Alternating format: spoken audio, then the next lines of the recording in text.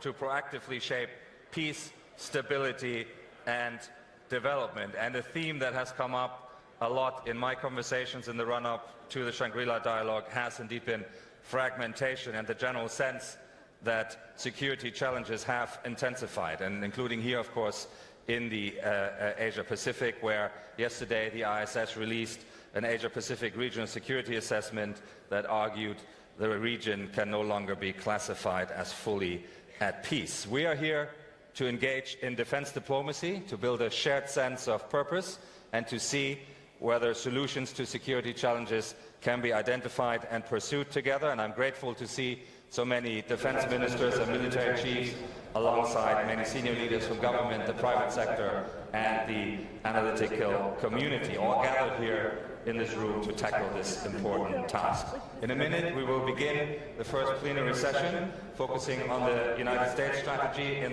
the Pacific. Before proceeding, let me just remind you all that speeches delivered during the plenary sessions at the Shangri-La dialogue, as well as the Q&A phase, are on the record. If you wish to take the floor to ask a question or make a comment, you have a microphone at your seat to do so. You will need to insert your delegate badge on the right side of the microphone unit to activate the microphone, and there are two steps here. So you insert the badge, you press the button that turns your microphone on. Once your microphone is on, it will turn green, and that means you're in my queue here on my iPad, and it is not yet a hot mic. When I select you from the list, I have here, your microphone will turn red, and when it does so, you can ask your question and offer your comment. I encourage you to keep those comments short and crisp so we can generate meaningful answers, but also get to a number of questions. So now, let us return to the heart of our discussion, and I'm delighted to turn to Pete Hegseth, the Secretary of War of the United States, who, if I counted correctly, is now on his fourth official visit to the region since taking office, and of course he was also in the delegation when President Trump visited Beijing recently. Mr. Secretary, welcome back to the Shangri-La Dialogue. It is a pleasure to have you here, and we're honored that you are addressing the 23rd ISS Shangri-La Dialogue. The floor and the podium is yours. Welcome.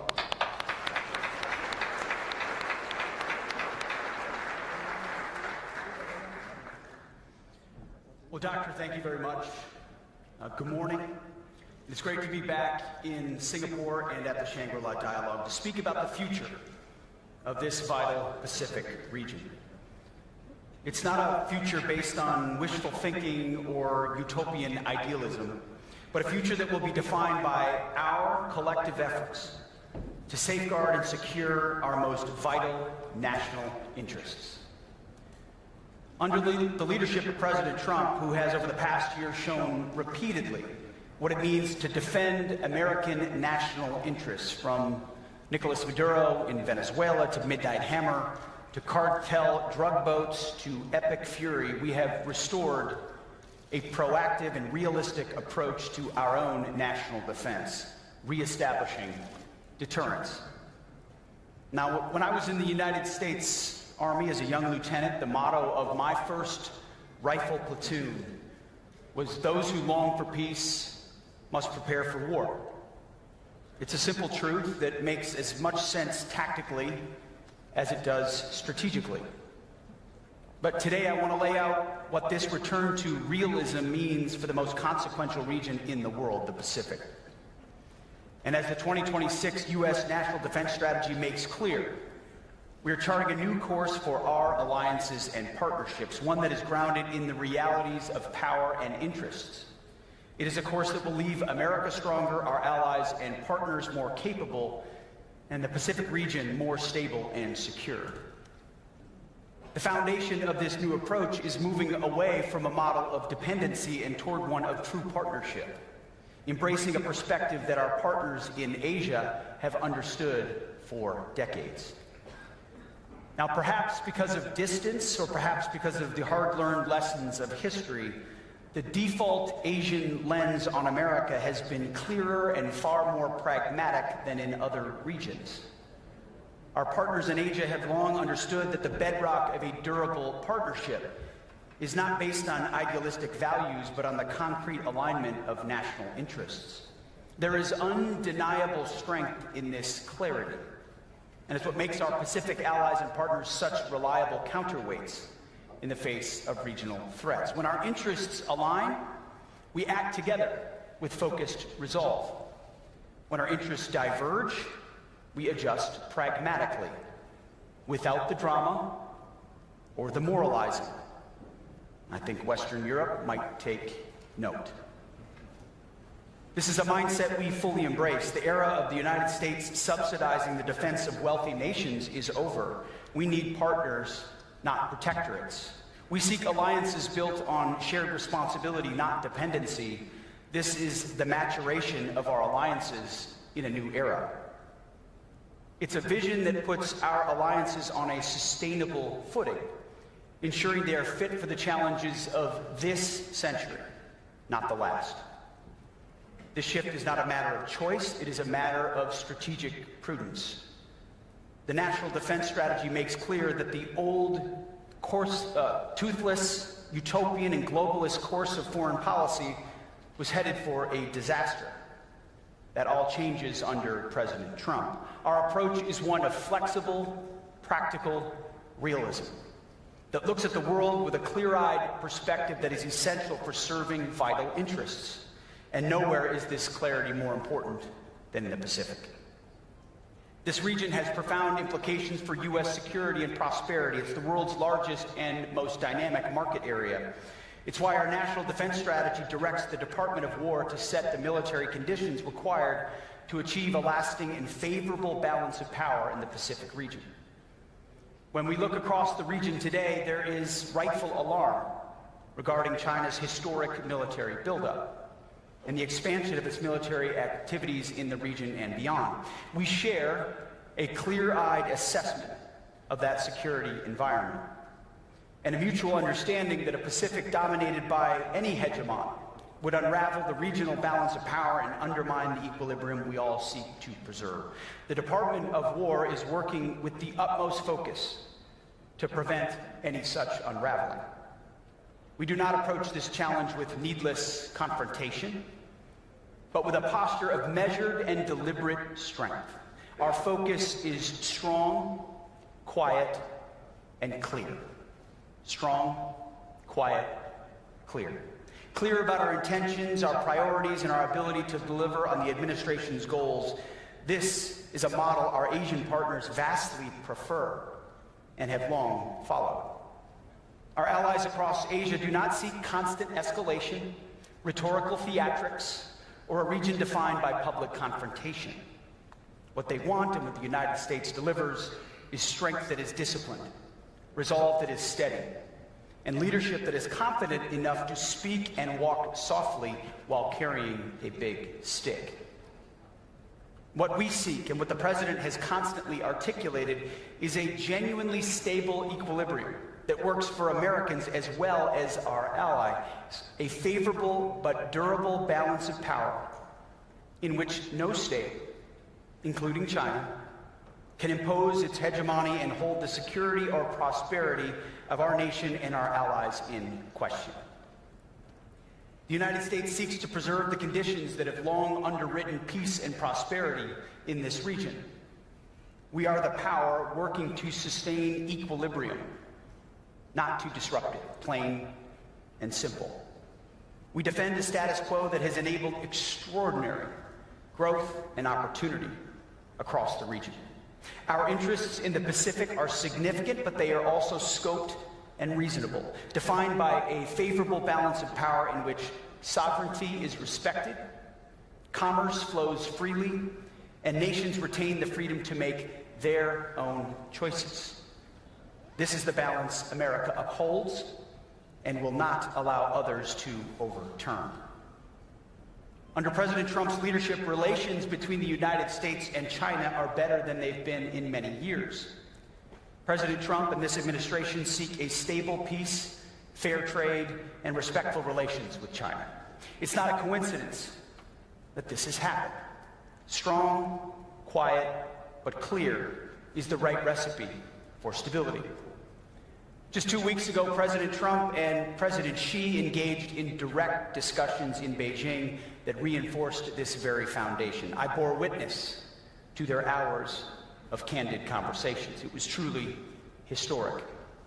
They agreed that the United States and China should build a constructive relationship of strategic stability based on fairness and reciprocity, reaffirming that while our nations will vigorously protect our respective interests, we can secure practical, mutually beneficial agreements where our interests align.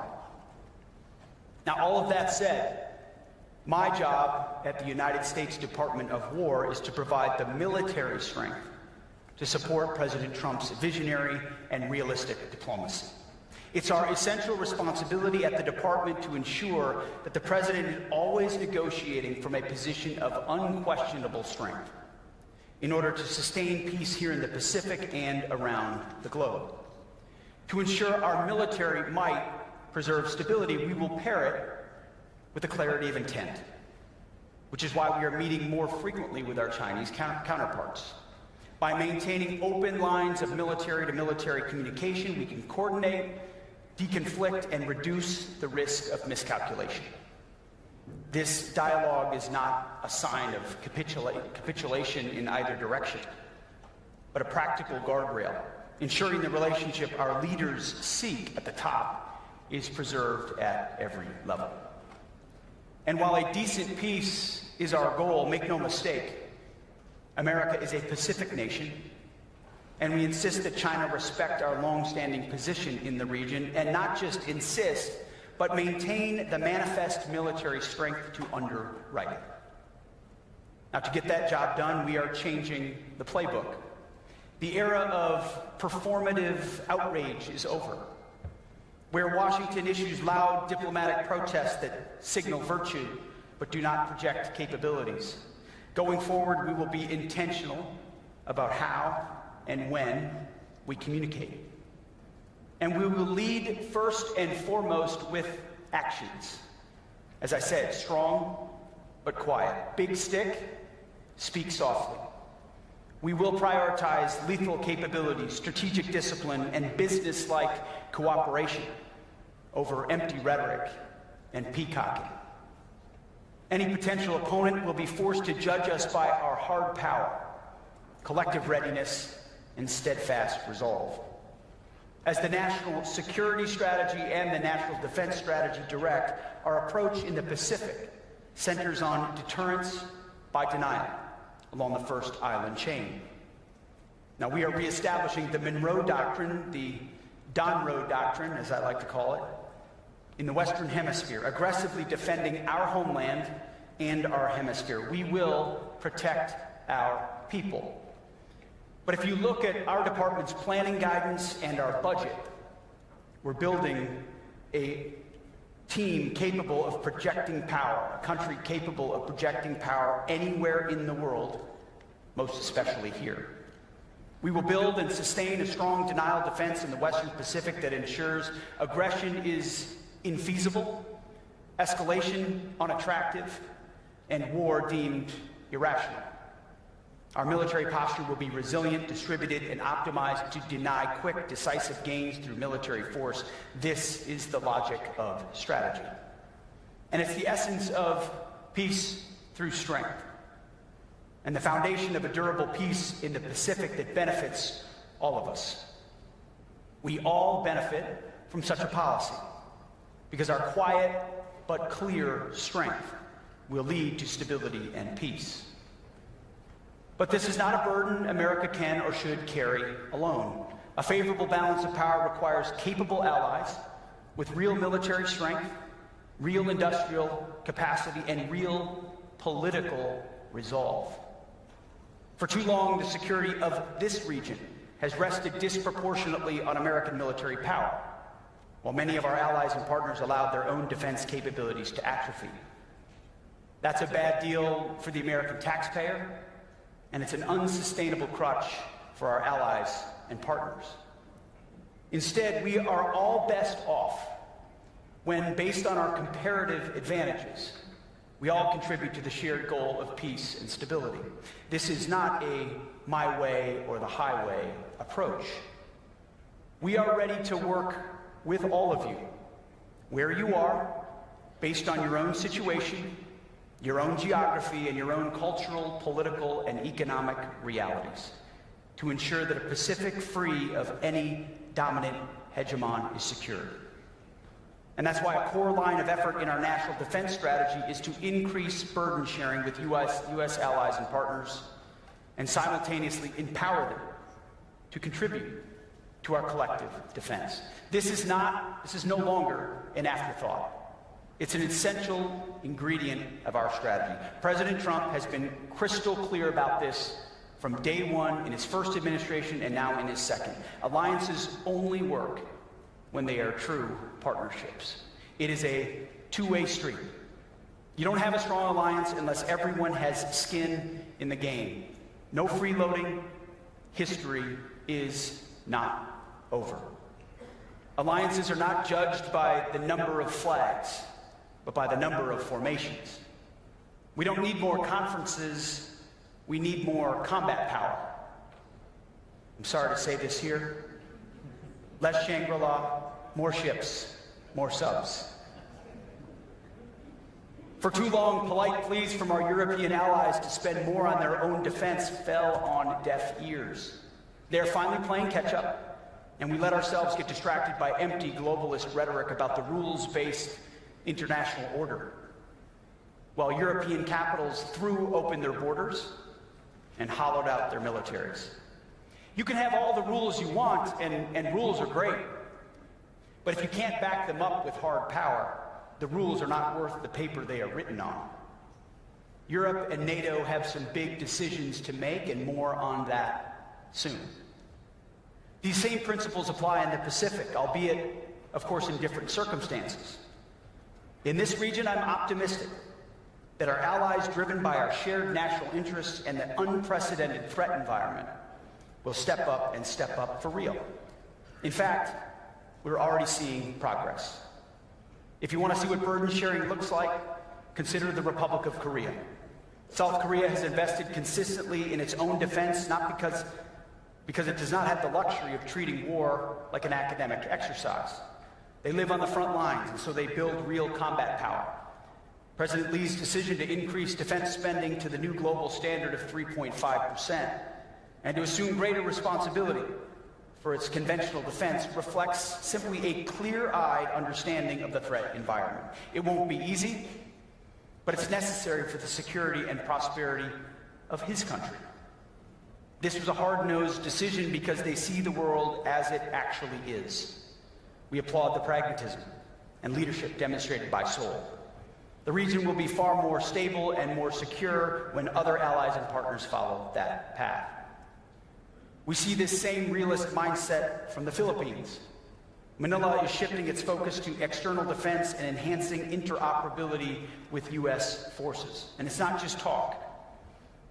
Earlier this month, we concluded the largest ever Balikatan, which featured joint training and exercises involving the most advanced U.S. capabilities. The Philippines is also investing more to modernize its military and its Coast Guard, with President Marcos signing a budget this year that includes a 12% increase in defense spending. This spending increase will fund the Philippines' multi-year effort to develop a modern, technologically advanced, and interoperable force that can plug in and fight alongside American warfighters. We're seeing a similar and critical shift in Tokyo. Japan is taking concrete steps to accelerate its defense transformation. Together, we are enhancing our force posture and investing in the right capabilities. We're not at the finish line yet, and there's still some heavy lifting ahead, but the momentum is headed in the right direction. We have high expectations of our Japanese allies, and together we can and must each pull our weight to strengthen the U.S.-Japan alliance. Strong, quiet, clear. Australia is stepping up. Together, we are expanding the rotational presence of U.S. forces and collaborating to ensure our defense industrial base build and sustain weapons required for a high-end fight. We appreciate Australia's investment in real combat power and the commitment to integrate more deeply with the U.S. Joint Force. Across Southeast Asia, we're seeing our partners step up also. Our hosts, Singapore, consistently punch above its weight by investing heavily in its military and serving as a vital hub for U.S. logistics activities and rotational deployments, strengthening our shared regional posture. Indonesia, too, is making important strides as it modernizes its armed forces and expands the scale of military exercises with us and our partners, strengthening interoperability and reinforcing regional stability. I also want to recognize Malaysia's leadership in rapidly deploying ASEAN observer teams to monitor the Thai-Cambodia border. That is burden sharing in action.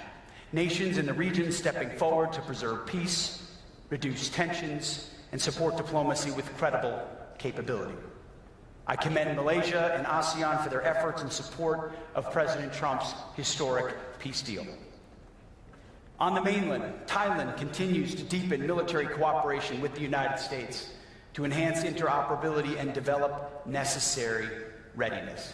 Thailand, a longtime U.S. partner, investing even more. We're also seeing the same seriousness of purpose from Vietnam. Hanoi is diligently modernizing its maritime capabilities while expanding pragmatic defense cooperation with the United States.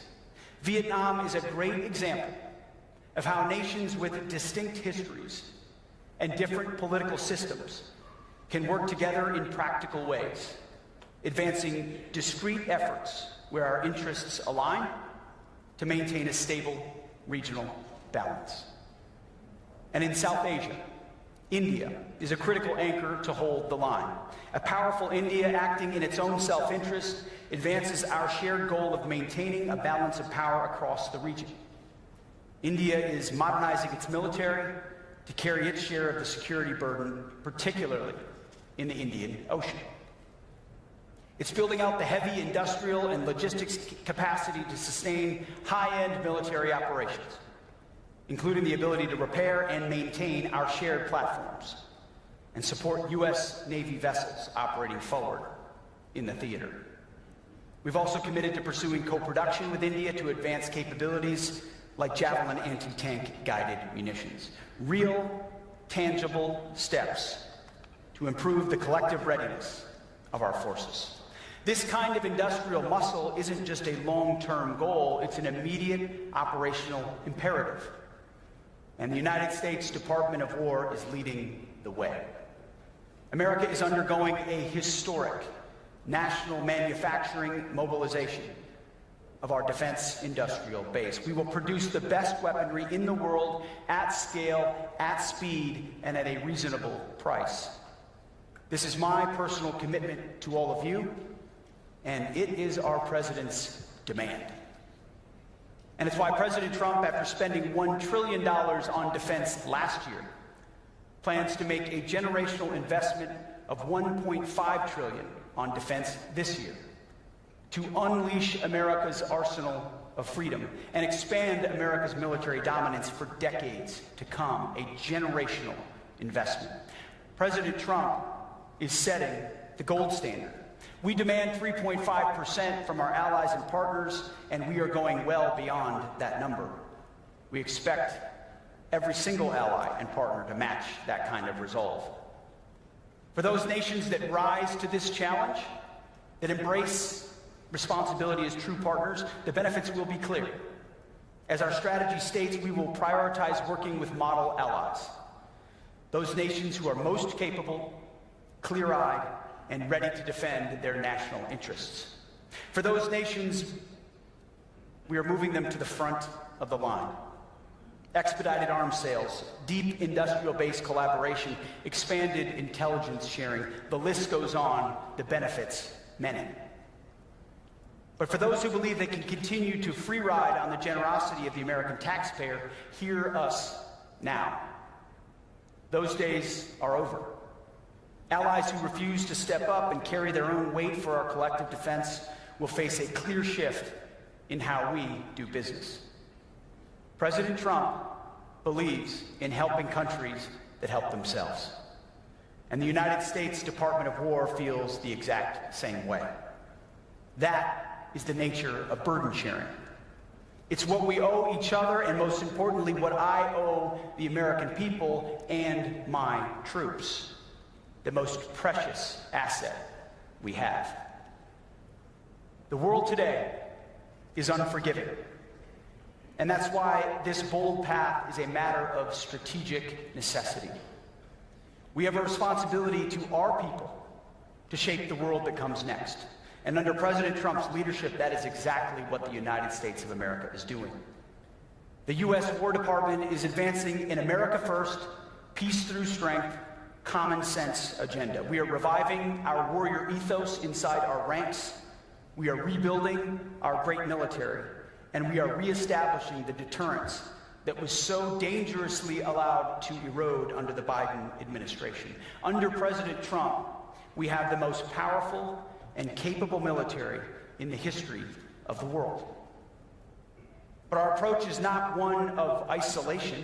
America First does not mean America alone, but it means realist engagement with a clear eye toward defending our most vital national interest.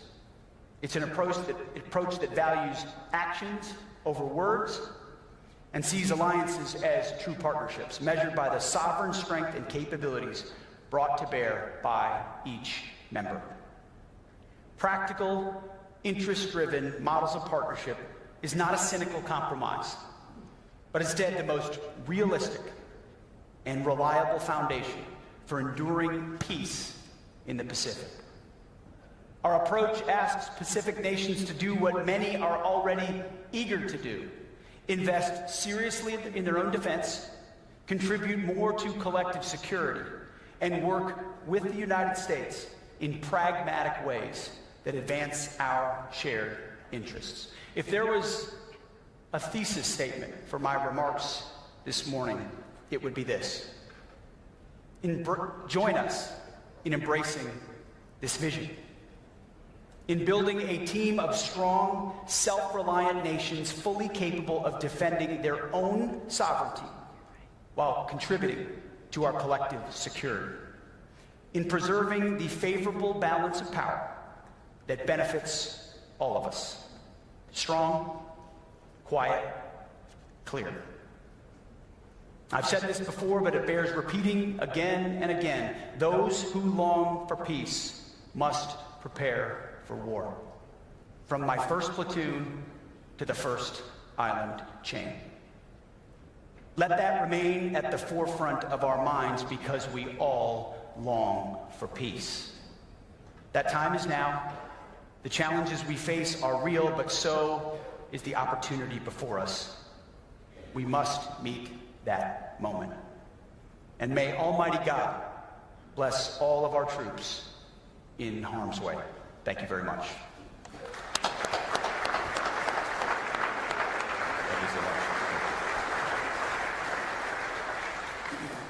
Secretary Hegseth, thank you so much for your remarks and great clarity of your message. And if you allow me one comment, we are the Shangri-La wish ships, searching for wisdom, but with a very clear sense that one needs to invest in combat power and capability, as you so eloquently underlined. We've got about 30 minutes for conversation now. And we'll collect a few questions. But I see actually that the Minister of Japan, Koizumi-san, would like to intervene. So I might turn to him first, actually, and get him to make his comment. Your microphone is live now, Minister.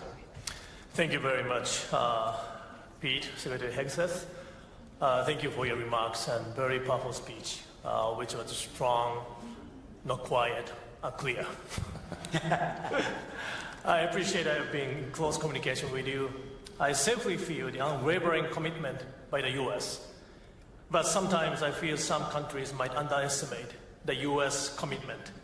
Can you give us the message to us for the region?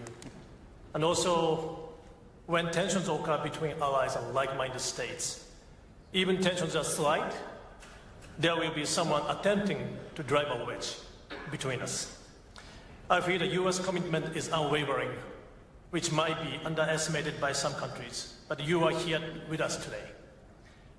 That speaks the strong message. Japan has recently revised its policy on the transfer of defense equipment and technology. I have been advancing defense equipment cooperation with Australia, the Philippines, and New Zealand, and Indonesia too. We are making those efforts to establish resilient supply chain so that countries in the region can help each other in case of crisis. I believe this initiative is aligned with the arsenal of freedom. Is my understanding correct? Thank you very much. Thank you very much, Minister Koizumi. Maybe, Secretary, if that's okay, if I can invite you to respond to the Minister straight away, and then we group a few questions together. Is that okay? Yeah, absolutely. Please. Well, Minister Koizumi, thank you for the question, for your friendship, for your engagement. I think our countries and our personal engagement is demonstrative of the kind of commitment the United States has to allies and partners. And we appreciate the extent to which you and your government have stepped up. And I think there's sort of two real ways when I look at how the world may view our commitment to this region. First is through our national defense strategy, and we very clearly listed 4 pillars. It was the homeland of the hemisphere, deterring China in the Indo-Pacific, burden sharing, and then supercharging our defense industrial base. Those were the 4. And I think too many people were focused on the fact that number 1 is homeland and hemisphere. For us, that was a reorientation toward a forgotten aspect of our defense strategy. We had a wide-open southwest border that allowed 20 million illegals to pour across our borders that the Department of War was focused on securing.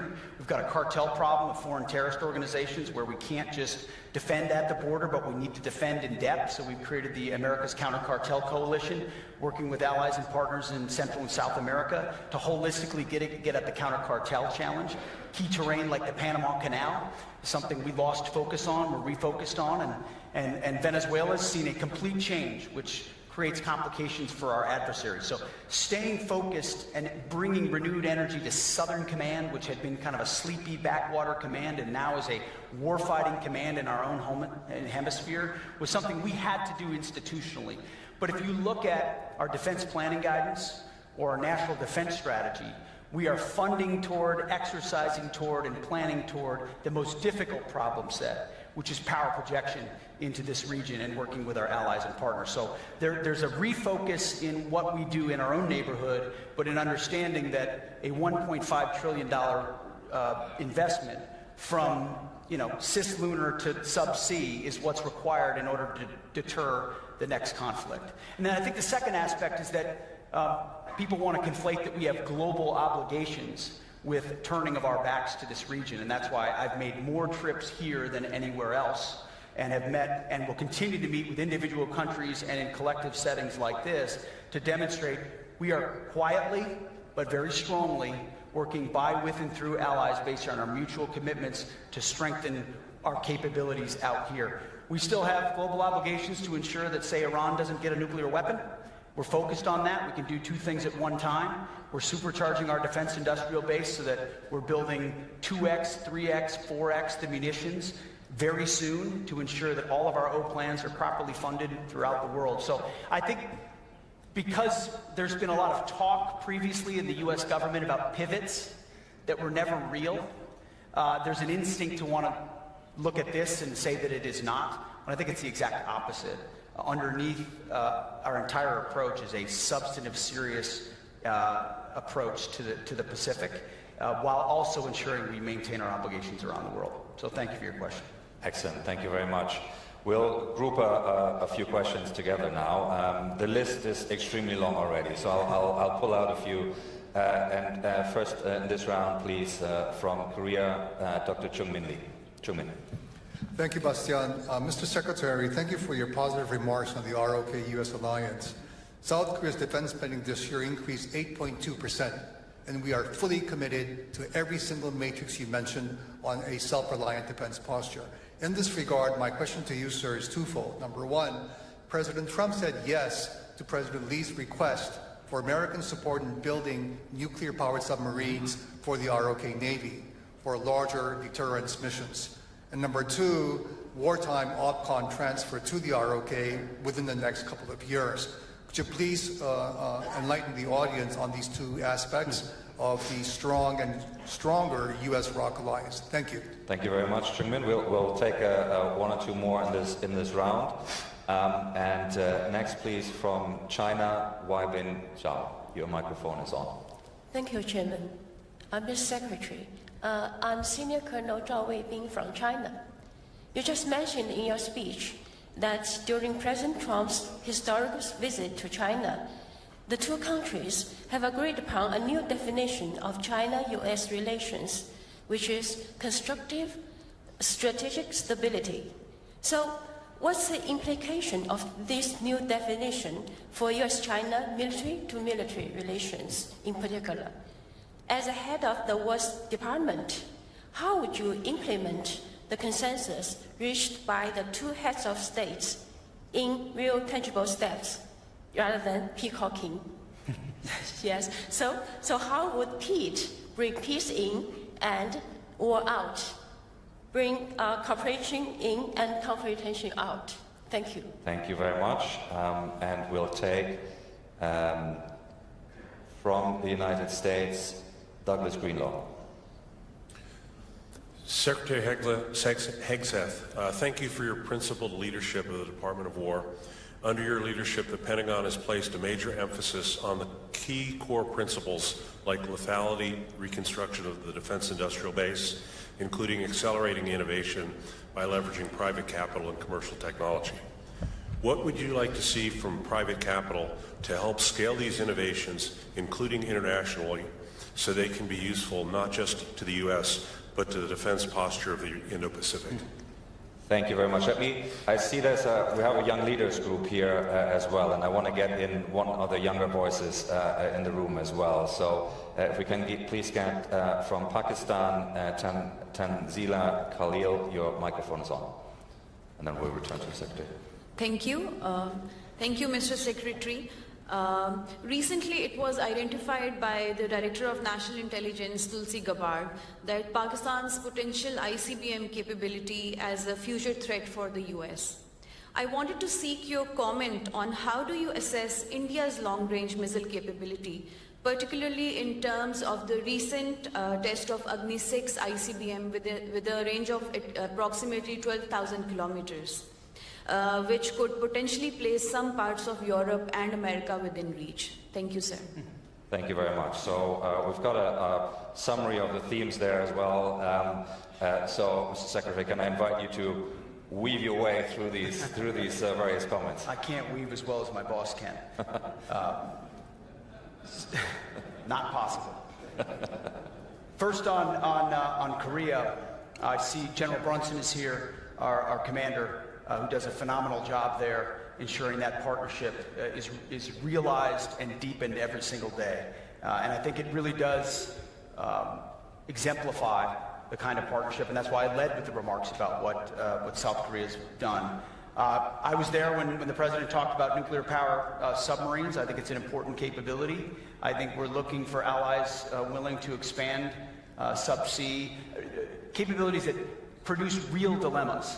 And I think that's what we recognize is that our undersea warfare capabilities is unmatched, substantially unmatched, and creates a lot of strategic dilemmas for potential adversaries wondering where we are and what our capabilities may be. Allies and partners seeking similar capabilities in their own defense and in regional stability makes a lot of sense to us. So I think when you're working with and talking to President Trump, someone who's willing to think outside the box and shake up sort of a stale view of what may or may not be possible, expand the Overton window, asks like that are important, and I think you'll see an acceleration in our willingness to come alongside countries that want to run quickly. Now, there's challenges, and how we get past them will require collaboration, but we're very much committed to that. And then as far as wartime OPCON transfer, the General and I have spent a good chunk of time recently talking about that. We met recently in the Pentagon with your Minister of Defense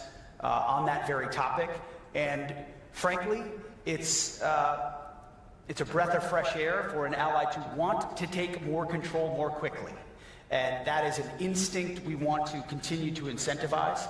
And I think we have to find the balance of where our military O-plans and the responsibilities that U.S. uniformed members have had for decades now is honored as we phase over to wartime OPCON transfer for the Republic of Korea, which we welcome the fact that they want that. And I think it provides even more optionality for both the Koreans and the United States there in the peninsula going forward, which is a very good thing. So I appreciate that question. The second question was from Colonel, the Chinese military. Thank you for that question. And I think I was there when the conversations were had about constructive strategic stability. I think that was a great framing from both leaders about what they want from that relationship. And I think it's hard to understate the importance of the, books have been written about the importance of interpersonal diplomacy and how strong it can be. I think in this particular case, it's quite meaningful. I think there is a mutual respect, a recognition of capabilities and power, and how that could be most usefully leveraged in the world today with both powers. That I want to reassure this audience, I think it's real, I think it's substantive, and I think it's meaningful for the history of peace in the region and the world. What he has communicated to me is that manifests in mill-to-mill cooperation, that in forums like this, we maximize the opportunities to confer. I wish my counterpart was here at this conference, but I look forward to other options when we can cross paths and communicate, talk about things where often actions at sea or actions in the air are perceived differently when there's no communication than when there's an opportunity at the more tactical or operational level to talk about what deconfliction looked like. And I think what you'll get from the United States is good faith engagement. Clear-eyed, but good faith engagement that we are, I understand commander's intent. And President Trump has said we're going to establish this type of framework, and I think it's important for peace in the world. The third question was about defense innovation and private capital's role. The static model of how the United States of America procured weapons and acquired weapons was insufficient for the modern age. You effectively had 5 prime contractors who were appended, in some cases, not all cases, but in too many cases, appendages of the Pentagon bureaucracy, and had been grown accustomed to meeting the cost overruns, the time overruns, and the congressional annual system that gave everyone excuses to perpetuate that. Didn't give us enough, fast enough, always seeking the 100% solution that arrived a decade later as opposed to the 90% solution that we get in the hands of warfighters 2 years from now. And so I think one of the unsung heroes of our department is my Deputy Secretary of War, Steve Feinberg. He's our secret weapon. He came from the business, truly. If you don't know him, you should get to know him. He came from the business world and has taken that very same business mindset, I think for the first time ever, inside the Pentagon, and has effectively said, and there's a lot of micro aspects to this macro approach, but if you want to do business with the Department of War, we'll make a trade with you. We will give you long lead times on critical munitions that we're clearly going to be purchasing for 5 to 7 years, or platforms. We're going to move into platforms. We're going to move into ships. We're going to move into airframes. You name it. You know we're going to be buying these, and Congress has been willing to move into multi-year procurement for us, which is a statutory requirement eager committees have given us and we have to be responsible with. But in exchange for 5 to 7 years of orders, we're demanding that those companies invest in their own infrastructure. So these companies are paying for new factories, new lines, new production facilities to the tune of $50 billion of capitalization. $50 billion that's not coming from U.S. taxpayers. It's coming from companies who would otherwise, in a world of private incentives, made those investments, but it's become cozy and easy to get the taxpayers to pay for that and then pay for the munitions as well, and we've just done it the same way. So over the next 2 or 3 years, we're going to see hundreds of production lines coming online for critical munitions, so that if we need more Patriots or THAADs or SM-3s or Tomahawks, or our partners do, it's not add another shift to try to eke out another 100. It's build 3 more plants so that we can 3x, 4x, and 5x the amount of those munitions that we are creating, which gets skin in the game for those companies as well. And through doing that and opening up our bureaucracy, which we go to war with our bureaucracy every single day, Our job is to make sure we don't have 5 prime contractors by the time I'm done, but we've got 10, 15, or 20 who are able to compete on an equal footing, and now you really are building an arsenal. And then if you add on top of that co-production with partners around the world who want to do the same, now you're building a global arsenal of freedom that we require. We take responsibility, we take very seriously our responsibility as the foundation for Western defense, but the more rich countries who have robust manufacturing capabilities get into the defense business, because of the reality of the moment, the more options we're all going to have. And so we welcome that and want to be a leader there. The final question was about India-Pakistan. And I mentioned India here, but I very easily could have mentioned Pakistan and the role that the Field Marshal and the Prime Minister are playing in peace negotiations. I think an unexpected development and a true friendship developing there, which I think is important. And you saw that in the ability of the President to come together on brokering a peace between India and Pakistan, 2 nuclear-capable countries. I think both sides there are going to see understandable threats coming from the other, maybe some of which we see differently, and countries are going to want to develop ICBM threats, but we're not pointing a finger, at least from our view right now, at either country and calling them a threat to us, and we're grateful for, in each of their lanes, the benefits they've given to peace around the world. Excellent. Let us get one more round of comments and questions in. If I can ask for crisp, short questions so that we can get to answers. First one in this round from the United Kingdom, Tom Beckett. Mr. Secretary, thank you very much. Noting the, applauding the defense procurement changes that you're making in the Pentagon, on the 22nd of May, the Acting Secretary of the Navy said that the 14 billion FMS to Taiwan had been paused to preserve stocks for Epic Fury. Looking to the future, that's fine. In the here and now, how do you reconcile that with expedited arms sales for partners? Thank you very much, Tom. We take another question from China, Dong Wang. Your microphone's on. Thank you for your speech, Secretary Hegseth. Most recently, U.S. Forces Korea Commander General Xavier Bronson made a striking remark in a public interview, stating that South Korea is, quote-unquote, a dagger in the heart of Asia aimed at China. This comment stands in a stark contradiction to the spirit of a constructive China-U.S. relationship of strategic stability, which our 2 presidents agreed to build during President Trump's most recent visit to China, which you also just referred to in your speech. President Trump, in particular, has also repeatedly emphasized his desire to forge the best possible relationship with China. My question is simple. Does General Bronson's statement represent the official position of the Trump administration, and is characterization of South Korea's role as a dagger aimed at China authorized or endorsed by the Pentagon? Thank you. Thank you very much. The General is in the room, so he has an opportunity to perhaps follow up with you in the coffee break. But let me get 1 or 2 more questions in for this round. And we'll next turn from India to Vipratap Vikram Singh. Vipratap. Thank you, Bastian. Secretary Hegseth, how does the Department of War expect to establish equitable cybersecurity partnerships with allies who may lack the domestic intelligence and technical capabilities? Is there a risk that this may create an overdependence on the U.S. private sector, which might further perpetuate a protection-based model for cybersecurity in the region? Thank you very much. And we take from New Zealand, Anna Fifil. Anna. Thank you, Mr. Secretary. I couldn't help but notice that New Zealand was missing from your list of countries there. They have recently outlined a plan to get from 1% to 2% of GDP, a long way from 3.5. Would you consider New Zealand to be a free rider? Thank you. Certainly sharp and clear question.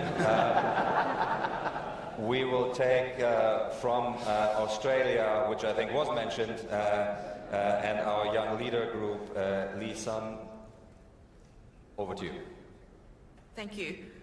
By order of risk to strategic equilibrium, what issues or conflicts in the region is the US most concerned about?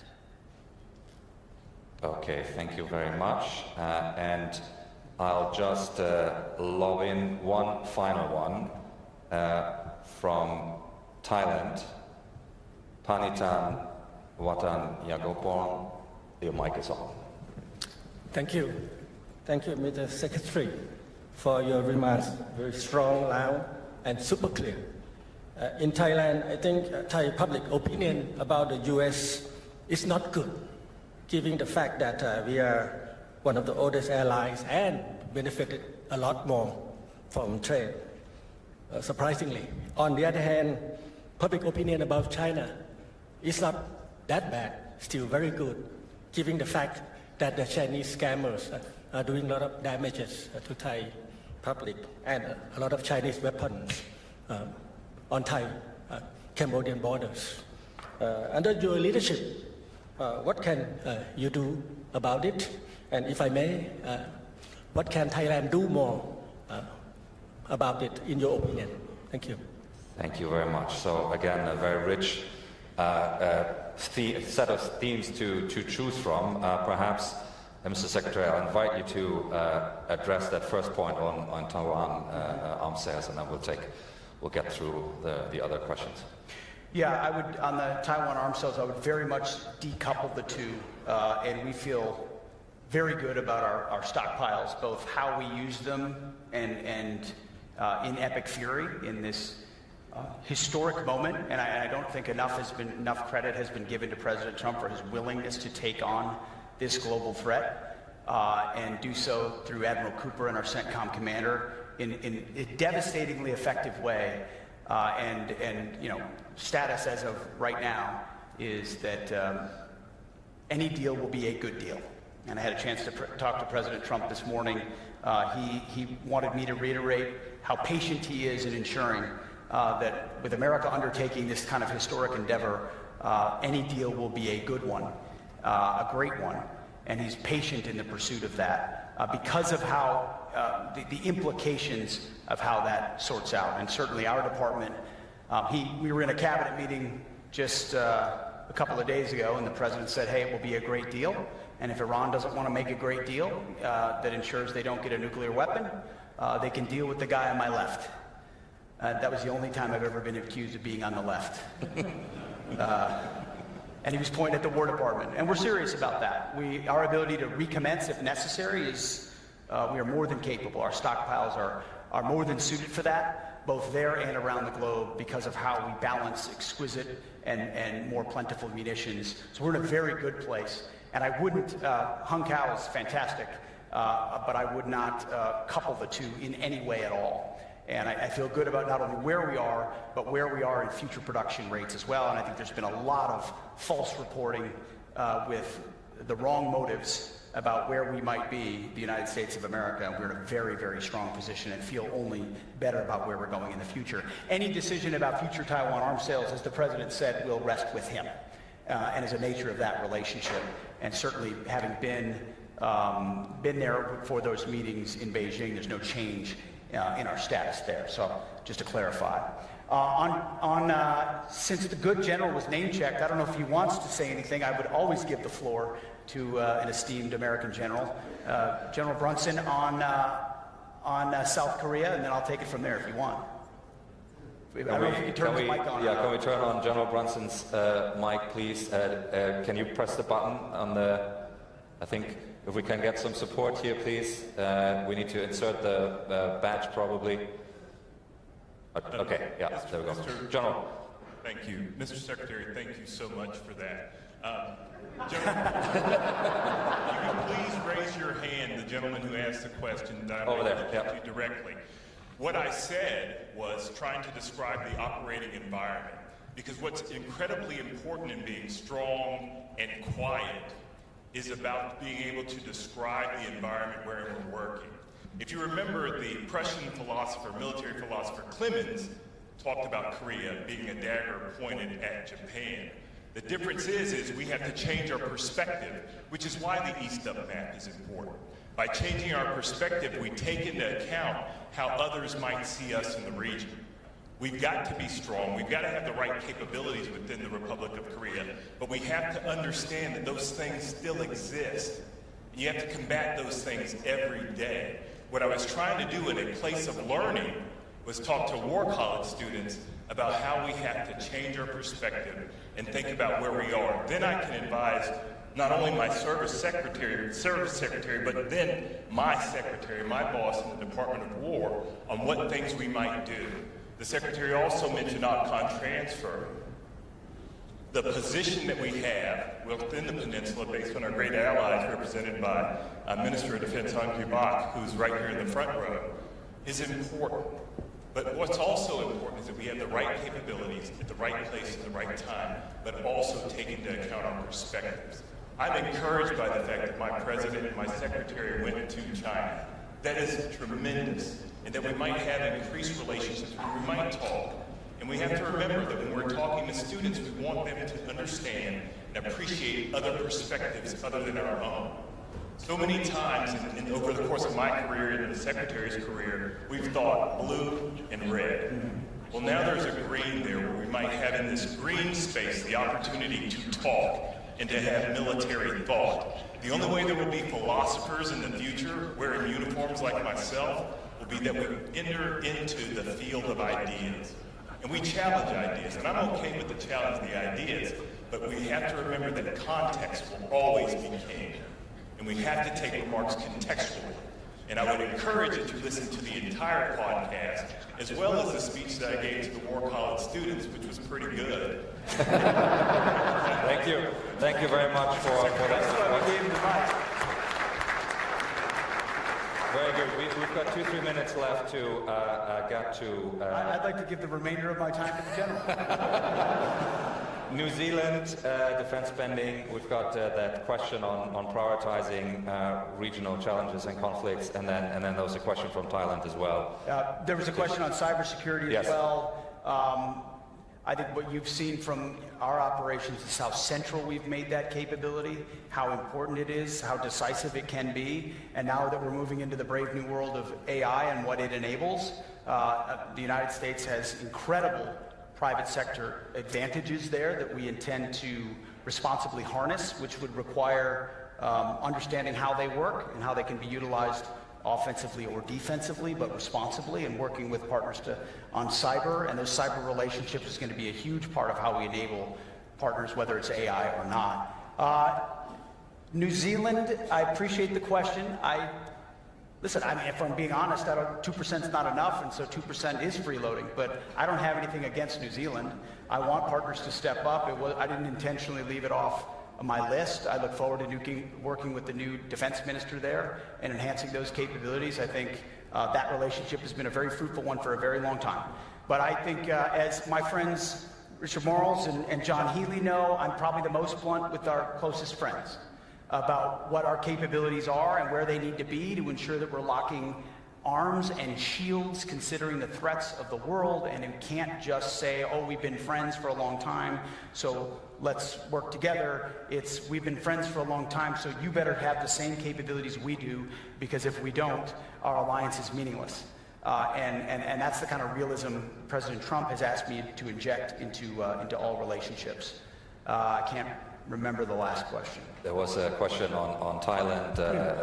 Yeah, I had a great meeting with, one of our oldest allies, almost 200 years, and I think played a very constructive role and has continued to try to play a constructive role in how that conflict gets resolved. Had a great meeting yesterday with the Minister of Defense, and I think we found some public ways and some private ways that we can deepen our partnership meaningfully. So certainly very committed to that relationship. Fantastic. Secretary Hegseth, thank you so much for being at the Shangri-La Dialogue. It's a real pleasure.